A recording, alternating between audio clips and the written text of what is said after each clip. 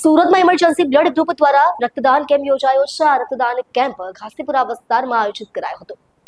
રક્તદાન કેમ્પમાં મોટી સંખ્યામાં લોકો રક્ત આપી કેમ્પને સફળ બનાવ્યું અને કુલ 101 યુનિટ રક્ત એકત્રિત કરવામાં આવ્યું હતું।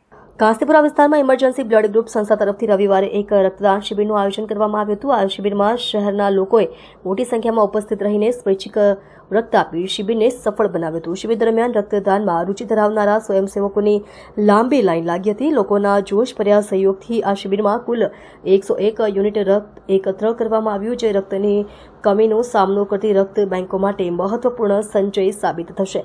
આ રક્તદાન શિબિરમાં શહેરની વિવિધ સામાજિક સંસ્થાઓ પણ જોડાઈ અને તેમના સભ્યોએ રક્તદાન કરી સામૂહિક જવાબદારીનું ઉત્તમ ઉદાહરણ પ્રસ્થાપિત કર્યું।